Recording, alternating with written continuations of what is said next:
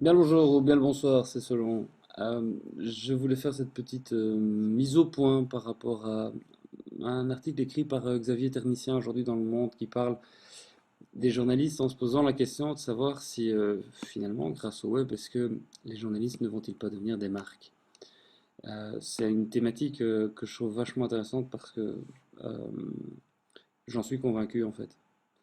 D'une manière générale, tout ce qu'on a pu voir comme évolution dans la manière dans laquelle on crée des contenus, dans la manière dans laquelle les journalistes peuvent se mettre en scène, dans la manière de créer leur contenu.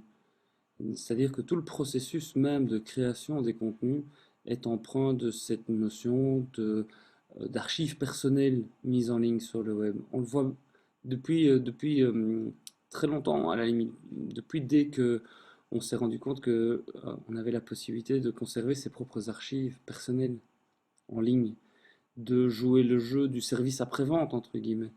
Je mets mon article en ligne, j'envoie le lien via Twitter, Facebook et les réseaux sociaux pour alerter les gens du contenu que j'ai mis en ligne.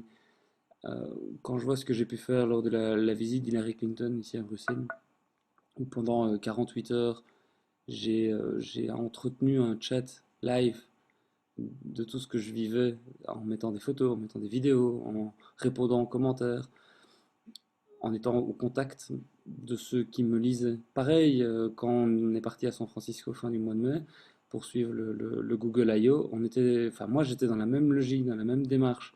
Je partage ce que je suis en train de vivre, je crée mon article, je crée mes articles et mes contenus au contact de ce que les gens me renvoient comme feedback. Et in fine, oui, bien sûr, j'espère me créer moi mon propre référent qui est bah, mon nom et mon prénom, quoi. Voilà. Qui fait que si un jour je me fais lourder par la RTB, j'espère retrouver du boulot ailleurs et je viendrai quelque part alimenter ce support-là ou cette métamarque, on peut dire ça comme ça, euh, avec tout ce que je suis, tout ce que j'ai déjà créé, avec les 3000 articles de mon blog, avec les 150 podcasts audio et vidéo que j'aurais déjà réalisés, avec tout le relationnel que j'aurais créé avec les gens qui me font le plaisir de me suivre et avec qui je peux dialoguer, avec qui je partage, où il y a un vrai échange relationnel et où il y a du lien fort et qui en tout cas me constitue moi dans ma pratique professionnelle.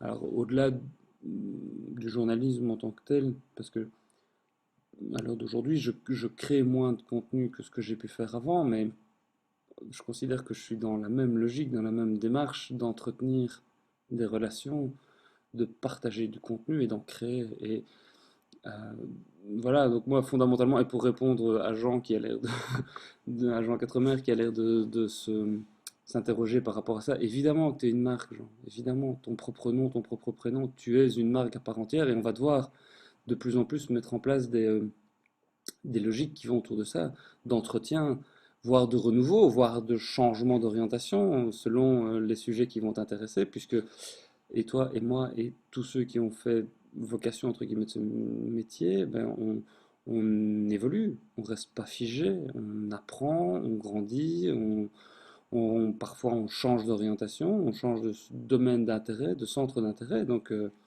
voilà, on va devoir. C'est une sorte de marketing individuel, en fait, ce qu'on est en train de faire là sur le web, hein. Mais on le fait de manière consciente et on ne trompe pas sur la marchandise. On est les plus transparents possible autour de ça, ce qui fait que le public, les publics, puisqu'on peut. C'est débile de mettre juste une étiquette sur l'audience, change aussi, évolue et comprend ce qu'on est en train de faire et nous fait confiance et on doit être digne de ça. Et c'est ça qui va faire qu'on va pouvoir continuer à faire notre métier, qu'on va pouvoir continuer à gagner notre vie en le faisant. Qu'il y a des marques, des méta-marques à la limite, comme je le disais tantôt, qui vont nous payer pour continuer à faire notre métier et qui vont, voilà, en attendant que ce soit directement, éventuellement, le public directement qui mette la main à la poche pour permettre de continuer à faire ça parce qu'ils apprécient ce qu'on fait. Voilà. Et moi, franchement, je suis à la recherche de ça, à la recherche de jeunes étudiants qui sont en train de faire leurs études de journalisme et qui ont compris ça et je veux dire, on aura toujours besoin de bonnes plumes, de bonnes gueules, de gens qui ont des choses à dire intéressantes, qui sont capables de les étayer, qui sont capables de recouper leurs sources, d'être factuellement corrects, d'être droits dans leurs bottes et honnêtes intellectuellement pour faire ce métier. Et peu importe qu'ils aient une carte de presse ou pas, moi personnellement, je m'en balance, mais l'important c'est le lien qu'ils sont capables de créer avec les gens pour qui ils travaillent. Et on travaille pas pour des rédac chefs, on travaille directement pour les gens qui consomment l'information qu'on produit. C'est ça le plus important. Et que le web nous remet à notre portée d'individus. Euh, voilà, on a la possibilité maintenant, avec du matériel qui n'est pas trop cher, de pouvoir être notre propre marque. Et c'est un truc que je dis souvent aux étudiants avec lesquels j'ai l'occasion de discuter, et que ce soit dans les jurys de mémoire auxquels je participe ou quand je vais parler dans des auditoires de jeunes étudiants, c'est qu'ils doivent en profiter, que papa et maman sont encore là pour payer leur pizza et leur appartement, en tout cas pour les aider, pour montrer ce qu'ils ont dans le ventre, pour se sortir les tripes, voilà, pour montrer ce dont ils sont capables, tant qu'ils ont cette relative assurance financière. C'est pas quand ils seront sortis de leurs études qu'ils vont devoir, enfin, qu'ils vont avoir la possibilité de montrer ce qu'ils valent. Dès le début, acheter un nom de domaine avec leur nom, prénom, ça coûte rien, ça coûte 10 euros par an. Et qu'ils mettent sur le web, qu'ils publient sur un blog ou n'importe quel autre CMS, on s'en fout, qu'ils publient et qu'ils montrent, qu'ils enrichissent leur passion en la partageant. C'est là le vrai truc, à mon avis, qui va faire que ceux qui seront journalistes dans 5 ans, dans 10 ans, dans 20 ans, sont des gens qui ont eu ce déclic-là. Et les médias derrière, les groupes qui ont l'intelligence et qui ont le nez fin, ben, ils vont les repérer et leur diront on aime bien ce que tu fais, tu as une communauté de gens derrière toi qui te suit et on va te donner les moyens de continuer à le faire. Voilà, moi c'est ma vision des choses. Je sais pas ce que vous en pensez, mais voilà, discutons-en et continuons la discussion autour de ça. Ciao, bonne soirée.